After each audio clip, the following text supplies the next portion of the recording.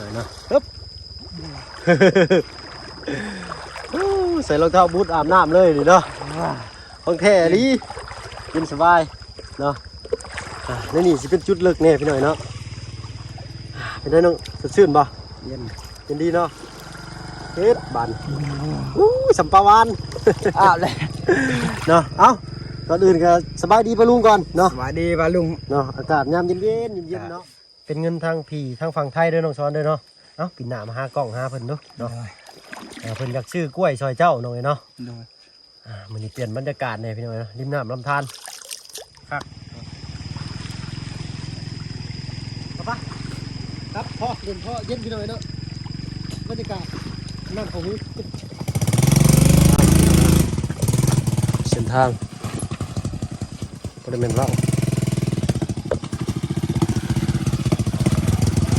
เด้อฮึบโอ้ยเขาจะล้มไปขึ้นเลยบ่ฮึบหมุนปุ้ยเสือผ่านนะเพ่ถนนทางอะไรโหดนี่หน่อยนะล่มมากกับเถื่อหนึ่งแล้วสองเถื่อแล้วเนาะประสบการณ์จะสอนทุกอย่างสอนว่าสูงเป็นเฮลเมื่อกี้นี่สั้นดิ่งๆก็ได้ถ่ายรูปแบบไม่ได้ถ่ายภาพถ่ายวิดีโอพี่น้องเบิ่งหน่อยนะ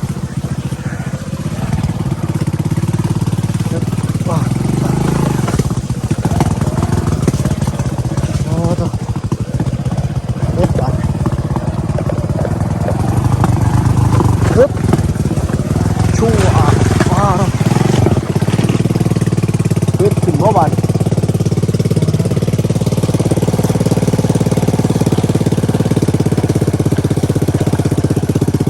ต้องพรมน้ำเอาไปหน่อยนะ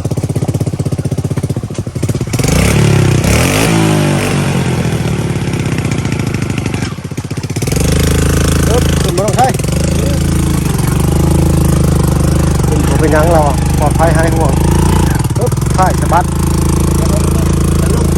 บอลลูนยกล้อวะโอเค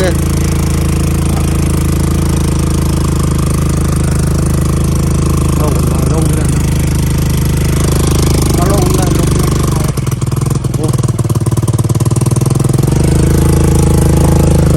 นี่อย่าลงไปอยู่ใส่ร่องคนพี่น้อยนะใช่ปะถ้าเขาลงปุ๊บนี่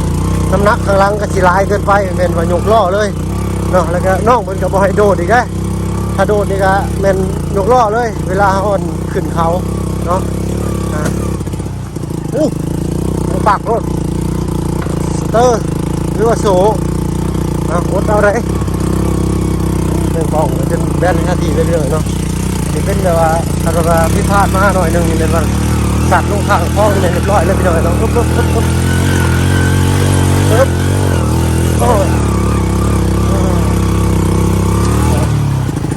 ยังบ่ได้รถทางสบายเลยพี่น้อยเนาะไปติดตามรับชมกันพี่น้อยเนาะฝากกดไลค์กดแชร์กดติดตามให้น้ำเนยพี่น้อยเนาะอันนี้ก็ยัง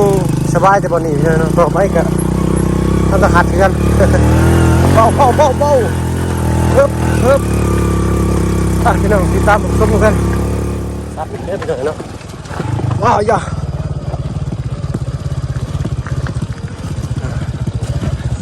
วิวทิวทัศน์ภูเขา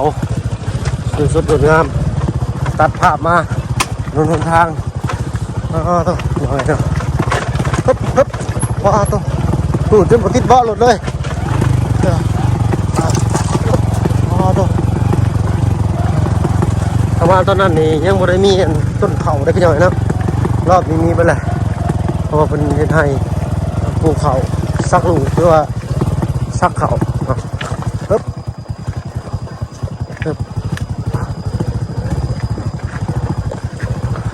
อันนี้บริเวณเพิ่นเอาหินมาถมนี่พี่น้อยเนาะเพราะว่าหินที่เพิ่นขึ้นมาเฮ็ดให้เนี่ยมันเป็นหินอยู่ในภูเขาเลยเนาะมันก็เลยเป็นอย่างที่บริเวณเพิ่นสิแกะขึ้นมาใส่ได้พี่น้องหินนั่นเนาะมันเย็นๆบ่เลยเนาะไปแล้วโอเคผักบ่อนเย็นๆตามใจน้องเลยน้องชายป้าเท่า พี่น้อยนะฮึบฮึบเอาเมื่อยขนาดมือคือสั่นอีกใกล้บ่น้องฮอดบ่อน้ำใกล้อยู่เนาะ มีข่าวดีได้เหมือนนี่เจ้าก็ได้เนาะเขาก็บอกไปแต่ต้นคลิปเลยพี่น้อยเนาะกะเป็นรางวัลของน้องเพื่อนพี่น้อยเนาะในระหว่างการเดินทางออกมากับน้ำใสจังหลงเนาะอันนี้เป็นคราบน้ำท่วมเมื่อกี้นี่ฝนตกพี่น้อยเนาะน้ำใสใสไปน้องไปถึงได้หันอันนี้เนาะอ๋อตุ๊บเป็นร่องรอยของน้ำได้นี่พี่น้อยเนาะอู้เบิ้งไปลงไปเบิ้งก่อนพี่น้อย น้ำเลิกจีบ่นี่อ๋อตุ๊บเย็นแท้นี่ เพียงกลางขาพี่น้อยเนาะเพียงหัวเข่าเอาน้องว่าน้ำใสขากะลีได้นี่คันว่าเลิกกว่านี้ก็เป็นว่าเฮาบ่ฮู้เลยนะอ๋อตุ๊บใส่สะพานปล่อยเด้อน้องเด้อได้อยู่บ่เอิบอู้ฮึบยังเข้าขาค่อยปิ้งบ่น้ำแห้งสิน่าสิบุยปิ้งพี่หน่อยเนาะ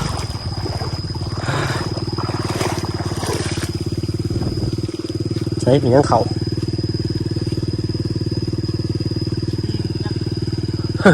ปิ้งมาจากน้องเพิ่นวะต้องพี่หน่อยนะพอดีเลยเย็นช่ำเพียงต้นขาเนาะจะมียังเขาขาสูงน่าสิบุเป็นปิ้งดอกไปพี่น้องลุยกันต่อ พี่หน่อยเนาะลงน้ำอีกก่อน ตัวเย็นเลยดิไปเด้ออย่าพลาดเด้อโอ้น้ำใสทางนี้หน่อยนะ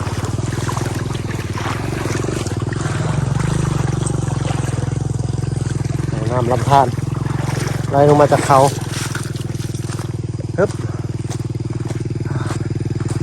ใกล้สิเข้าเขตหมู่บ้านคนเลยแต่ว่าหมู่บ้านไม่ได้ร้ายเราพี่น้องหมู่บ้านน้อยนึงเนาะไปเดี๋ยว15น้องซ้อน15อาบน้ำอยู่ข้างหน้านี่แหละเนาะไปกันเลยกอดจุดที่ว่าเอาน้ำเอาทาก่อนอาบไปอาบบ่อยชาวบ้านไปอาบอยู่เหมือนกันนะโอ้เต็มเลยนะไปได้อยู่บ่รถรอดจัก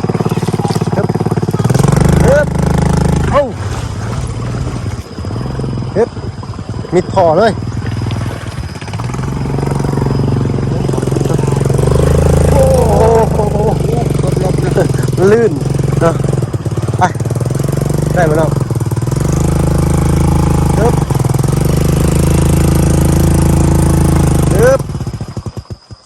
เรียบร้อย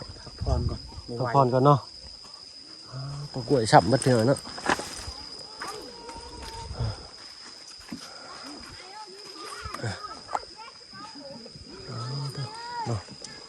ชาวบ้านไปอาบน้ำนี่พี่น้องเนาะเซลอยู่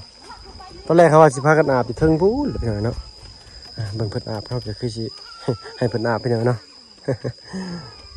ได้บ่เนาะรถเพิ่นสิบ่ขึ้นมาบ่ทั้งหน้ามีอีกบ่เนาะบ่อาบน้ำบ่มีเลยเนาะขึ้นไปอาบตาดอยู่เทิงบ่ซะจอดรถไว้นี่เนาะไปล้างต้นล้างโตกับพี่น้องเนาะปล่อยละฮ้อนนะไปสั่น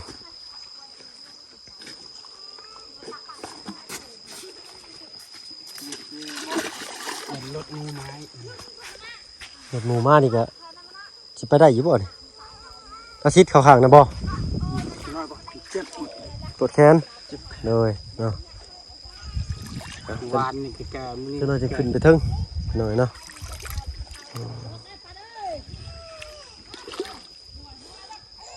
ไปสักพักเช่าก่อนเวลาจะเอารถไปเก็บอยู่ฝั่งนั้น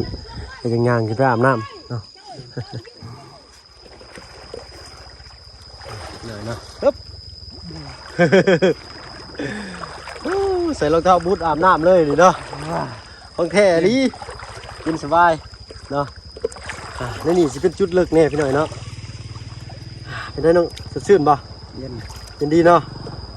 เพียงกุ๊กค้าพี่หน่อยน้ำนี่ก็ได้น้ำใสนี่สิเป็นจุดน้ำไหลตลอดเลยพี่หน่อยนะ เบิ่งก็สิบไหลตัวน้ำไหลเลยเฮ็ดบันสัมปาวาน อ้าวเลย เนาะเอ้าก่อนอื่นก็สบายดีปะลุงก่อนเนาะ สวัสดีป้าลุง เนาะอากาศยามเย็นๆเย็นๆเนาะโดยพี่น้อยเนาะทางเฮาก็สิมาแวะอาบน้ำอาบในก่อนพี่น้อยเนาะมาเป็นรอบที่2ก็ต้องได้อาบเลยแหละเนาะตอนแรกว่าสิอาบอยู่ข้างบนพุ่นละพี่น้อยเนาะครับทางเอาหลุดลงยากเนาะอันนี้สิเป็นบ่อนที่ชาวบ้านเพิ่นอาบน้ำตลอดได้พี่น้อยนี่นี่เห็นนี่เพิ่นสิมานั่งถูขาอยู่นี่เนาะต้องสอนไปซั่นแหละโอ้ตุ๊บป่องอยู่พี่น้อยเนาะ เอาเนาะเฮาก็สิได้มอบเงินให้น้องเพิ่นเลยก็แล้วกันเนาะช้อนไม่ใช่เราเนาะจะเป็นเงินทางผีใจดีทางฝั่งประเทศไทยพี่หน่อยเนาะเอ็ดขึ้นมาจากเถื่อแท้โอ้ยตกใจเบิดมาพี่ก่อนเนาะมาหลับรางวัลของคนขยันก่อน โอ้ เนาะ ยสักรางวัลยัง พี่หน่อยเนาะนั่งใส่แบบนี้เลยรถเนาะมานั่งนี้ตะกูเนาะ1 2 3 4 5 6 630เนาะเป็นไรเลทเงินมันนี่ก็เป็น630,000 กีบพี่หน่อยเนาะเอานั่งบสุภาพเนี่ยได้อพี่หน่อยเนาะเพราะว่าใช้สักแบตมันตึงเนาะเนาะก็เป็นเงินทางพี่ทางฝั่งไทยด้วยน้องซ้อนด้วยเนาะเอาปีหน้ามาหากล้องหาเพิ่นเนาะ โดย เพิ่นอยากชื่อกล้วยซอยเจ้าหน่อยเนาะ โดย มันนี่เปลี่ยนบรรยากาศเนี่ยพี่น้อยเนาะริมน้ำลำธารคักเนาะเพิ่นเห็นเจ้าเลยเพิ่นสงสารเนาะเพิ่นก็มีน้ำจิตน้ำใจแบ่งปันเนาะมีเสือตัวหนึงเนาะทั้งพี่เพิ่น โดย แล้วก็ท้องอ้ายกับตัวหนึงคนละตัวที่อ้ายถือไปนะเนาะ โดย แล้วก็ซื้อกล้วยน้ำเจ้านี้ โดย 1,000 บาทเนาะก็ตีเป็นเงินกีบก็630,000 กีบพี่น้อยเนาะค่าโอนค่าหยังค่าหักก็หักออกไปในหันเลยพี่น้อยเนาะนี่เงินเนาะก็ขอบบุญขอบคุณทางเอื้อยเป็นหลายๆเนาะ ใจละตายเอ้ย เนาะที่บิแบ่งมาให้ทั้งน้องซ้อนเนาะเฮากับบุญมีหยังต่อบุญแทนคุณเพิ่นก็มีแต่คำเว้าคำจ้าแล้วก็คำอวยชัยอวยพรให้อยู่ดีมีแฮงเนาะให้อยู่เย็นเป็นสุขความเจ็บอย่าสุดได้ความไข่อย่าสุมีเด้อเด้อเนาะปรารถนาสิ่งใดขอให้ได้สิ่งนั้นสมดังมโนนึกเนาะให้บ่ให้พานมานบ่ให้เบียดซะทุกเนาะก็ขอบมุกขอบใจทั้งเอื้อยเพิ่นที่ให้ทางบ่าวเพิ่งมีงานมีการเฮ็ดหรือว่ามีสิ่งของใดให้มอบให้น้องเพิ่นพี่น้อยเนาะก็ขอบคุณเอื้อยเป็นงามๆเนาะน้องเนาะเก็บไว้เนาะ โดย เพราะว่าน้องเพิ่นนี่ก็ยังสิเอาไปชื่อแนว ไก่ ชื่อไก่เฮ็ ชื่ ด อนัน พีดขึ้นเฮือนอีกพี่น้อยเนาะรายการใช่เลยยังมีพี่เพิ่นทั้งเชียงรายบ่คือเชียงใหม่แหละพี่น้อยเนาะก็ขอโทษขออภัยหลายๆเนาะดีแบ่งมาให้ทั้งน้องช้อนอีก300 บาทก็189,000 กีบเนาะแต่อ้ายให้200,000เลยเนาะ โดย ก็ขอบคุญขอบคุณทั้งกันพี่ทั้งฝั่งเชียงใหม่บอกคือเชียงรายแหละพี่น้อยเนาะก็ขอบคุญขอบคุณหลายๆความเจ็บอย่าชุดใดความไข่อย่าชุดมีเด้อเนาะปรารถนาสิ่งใดขอให้ได้สิ่งนั้นสมดังมโนนึกเด้อสาธุเนาะเอ้ามี200,000 ใจละลายเด้อทางแม่ใจดีทุกคน โดย ขอให้ ทาง ดี FC มีแรง เนาะติดตามน้องช้อนมาตลอดทางเฮาก็ดีใจพี่น้อยเนาะ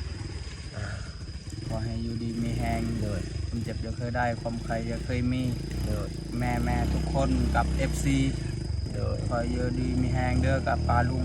โดย อยู่ดีมีแหงขอให้ความเจ็บจะเคยได้ความใครจะเคยมี ขอให้มีความสุขตลอดไปแบบนี้ ที่จริงอันคอยบ่ให้ซอยหยังก็ได้ดอกขอแค่มีกำลังใจให้กับผมก็พอ โดย แต่พวกแม่ก็ซอยก็ดีใจ โดย ถ้าบ่ได้ซอยก็ดีใจ โดย ก็ขอบคุณหลายๆแม่ทุกคน โดย กับป้าลุงกับ FC ทุกคนก็ขอบใจหลายๆเด้อ โดย สาธุ เนาะแล้วก็เรือจ่ายค่าเสื้อลุงบาทนี่เนาะ500 บาทก็ตกอยู่ประมาณ300,000ปลาย315,000พี่น้อยเนาะเพราะว่าเพิ่นซื้อเสื้อให้ตัวหนึงเนาะได้2โต๊ะ500 บาทเนาะเดี๋ยวสิไว้จ่ายให้ลุงเพิ่นเองอันนี้เนาะ เด้อ อันนั้นก็เป็นทางน้องซ้อนก็ คือสิแล้วอยู่ดอกฮิตเนาะน้องเนาะโอ้ยขันขาดเรือยังก็บอกทีมงานก็ได้เนาะเผื่อเฮาชดช่วยได้เนาะน้องเนาะเอ้า ไก่ ชื่อไก่กันยังนี่ แสน ชื่อไก่ชื่อหมู600,000 อืม หมูตัวน้อยๆเนี่ยพี่น้อยเนาะ600,000เพราะว่าเป็นฮีทเพิ่นเฮากับบุติเพิ่นแหละพี่น้อยเนาะก็ฮีท12ของ14ทางบ้านเพิ่นเนาะเฮาก็บ่ฮู้ระเบียบทำนบธรรมเนียมทางบ้านเพิ่นปานใดเฮาก็เนาะเอ้าก็มีแต่ให้กำลังใจน้องเพิ่นเว้าหลายก็ฮ้อนพี่น้อยเนาะมีแต่สิไปอาบน้ำเด้อบัดนี้ เนย เนาะต้องช้อนเพิ่นเย็นเลยเหลือแต่เบาพึ่งแล้วพี่น้อยเนาะเนาะสิปะกระเป๋าไว้นี่แล้วกับโทรศัพท์เบิ่งพี่น้อยสิบ่เปียกบ่เนาะ มาจับให้ ผมเป็นหยังเอาลงกลางในกระโลนนี่ป้ายนี่เลยนี่ เด้อ เอาก้นออกเบิ่งอยู่หั่นฝากไว้ก่อนบ่ อืม เอาไว้ดีๆก็ได้มันสิตกเหียได้นี่เนาะบ่ได้รับผิดชอบได้ เนาะเอาเงินในนี่ก็มีแต่เงินน้องผมเพิ่นบ่มีเงินบ่เพิ่งจักบาทเลยนะนี่โอเคไปอาบน้ำไปลุงเบิ่งอยู่หั่น ไป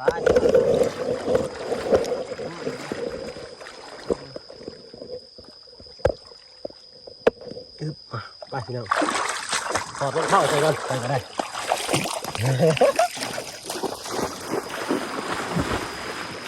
เย็นเนาะเย็นสดชื่นเนาะ ฮะ เย็นเนาะ เย็นสดชื่นนี้เนี่ย เจ็บขาเนาะ ฮะ เจ็บขา ก็บ่ได้เล่นน้ำมันจะเฮ้ยก็ได้นี่เนาะบ่มีปิงบ่เนาะฮะบ่มีเนาะ บ่มีดอกตีบ่มีงัวบ่มีควาย เนาะงัวทางนี้บ่ค่อยมีเลยพี่น้อยเนาะอันนี้ก็เป็นน้ำที่ชาวบ้านเพิ่นมาอาบตลอดมีแต่ย่างกล้วยติดมือผมเนาะน้ำใสสะอาดพี่น้อยเนาะเข้ามานี่เป็นรอบที่ชองได้รอบแรกบ่ได้เล่นเนาะ เด้อ รอบนี้ก็เลยอาบจ้าพี่น้อยเนาะตอนแรกว่าสิพากันอาบอยู่เทิงพูนพี่น้อยเนาะอยู่เทิงพูนสิเป็นน้ำไหลเป็นน้ำตาดเดี๋ยวโอกาสหน้าก็แล้วกันพี่น้อยเนาะ เด้อ ถ้าว่าบ่ได้ไปอันปากกล้วยกะให้ปลาลุงคอมเมนต์มาเนาะอยากเบิ่งวิวทิวทัศน์ซอยน้ำลำธารกะสิพาให้น้องซ้อนพาไปอาบอีกอยู่ทางเทิงนี่เนาะอยู่ทางเทิงนี่แห่งงาม มันคักได้เห็ดฟูหุ่น เป็นภูเป็นหินเลยว่ะ เออ อ๋อต้องหินชีแล้วพี่น้อยเนาะถึงบ้านเนาะก็ซ้ำบ้านเฮานี่แหละเพิ่นว่าเนาะถือว่าโอเคได้แต่ว่าเฮาพอเพียง เป็นฟูเลยโอ้ฟูน้ำตกเลย ผู้น้ำตกบ่อยู่เทิงนี่ โอ้ไก่อยู่บ้านบางบิงนี่ อยู่บ้านเบิ่งบิ้งเลยเดียวหัวเข้าไปนี่ เออบ้านฮาบอกพี่เจ้านะ อืมในหันก็มีน้ำอันนี้น้ำใหญ่กันพี่น้อยเนาะแต่ว่า มันถึกเกินไปเฮาเลยบ่กล้าเล่นเพราะว่าบ่มีคนเล่นอันนี้คือว่าชาวบ้านเพิ่นอาบตลอดเนาะแล้วก็เป็นน้ำไหลไม่ค่อยสะอาดเลยนั่นก็บ่เป็นหยังบ่เอาไว้โอกาสหน้าเนาะ โดย ป้าลุงคันอยากเห็นก็คอมเมนต์กันมาหลายๆพี่น้อยเนาะไป โอ้น้ำตกมันชุ่มได้ สูงบ่จักมือพาไปนั่งเบิ่งอยู่เด้อเดี๋ยวพาป้าลุงไปนั่ง เปิด เบิ่ง เข็บโอ้คักอะไรน้ำตก ไปซั่นอาบน้ำก่อนพี่น้อยจะเป็นฟองมาใส่ละบาน นี่ละได้เลยชุม สูงสามสายไฟพี่ มึงเถื่อกว่าบ่ ก็กะระยะบ่ได้เนาะพี่น้องอาบน้ำก็ได้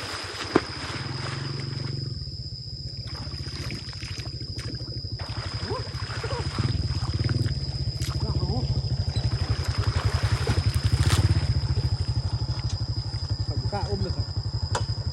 โอ้ยหินหินแบบเป็นหินเย็บหินขี้ใครเด้อนี่กินยาเลยเนาะป่ะลิ้นสักนิดสักหน่อยจะพากันกลับกินข้าวกันไว้ยังไม่ได้กินข้าวเช้าเลยคนทุกวันมันเลิกกินอยู่เลยคือว่าเลิกทุกเลย ไปเลิกแล้วโอ้ยไปยัง นี่ไปชุดเลยได้นี่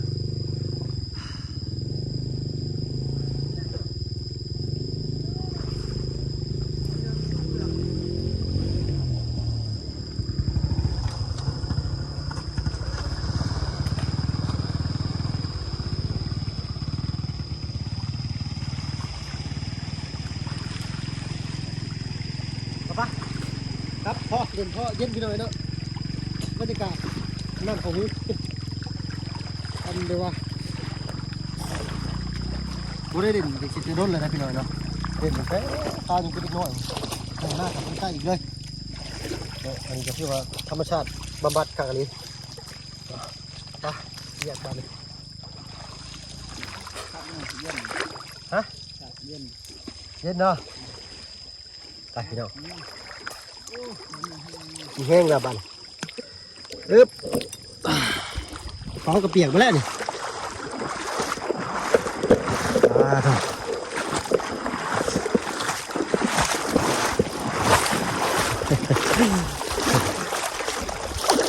นี่อยากติดใจอยากเล่นน้ำมันอยู่พี่หน่อยเนาะเดี๋ยวก็น้ำเข้าหูเลยบัวเลยฮะโอ้ระบายบ่อนะ ชื่อกิ่งไม้ ฮะ นี่ตัวนี้น้ำข้าชื่อกิ่งไม้ครับดัดหญ้านะ ตัดไม้เหยียบน้ำมาขนาดนั้น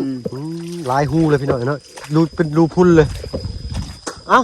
สำหรับคลิปนี้เท่ากับสีจบคลิปแต่เพียงชำนี้เนาะน้องชอนจะขอบคุณทั้ง